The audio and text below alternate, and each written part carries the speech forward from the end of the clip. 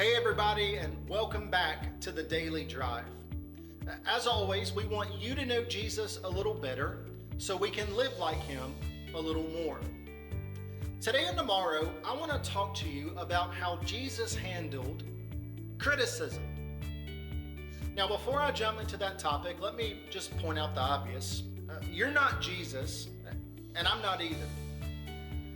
Because of that, I approach criticism by always believing there's a kernel of truth in the critic's comments.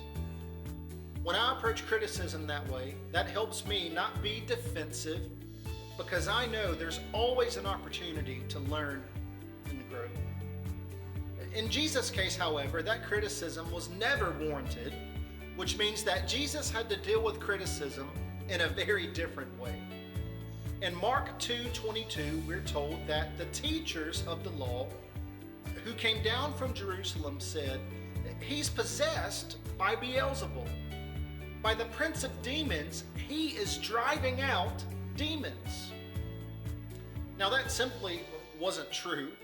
And so after hearing the criticism, Jesus had to correct the misunderstanding. But let me point out something to you. Sometimes people misunderstand the facts, but sometimes people misunderstand your motives. But in both cases, what we need to do is correct the misunderstanding.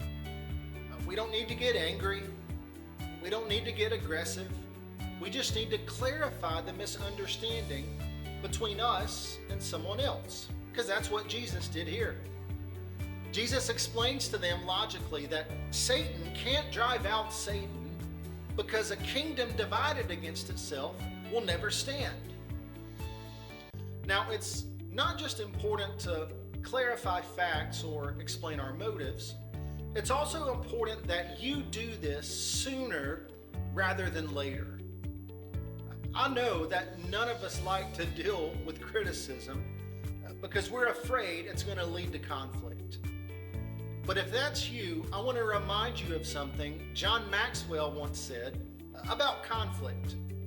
He said, "Conflict is like cancer. Early detection increases the possibility of healthy outcomes." And so today, I want to challenge you to think about your relationships that have been strained by a misunderstanding.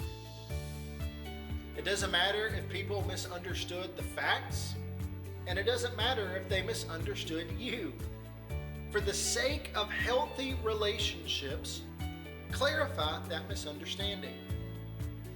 And so take time to pray today that God would give you clarity of mind and courage of heart, but then take that time to clarify that misunderstanding between you and another person today.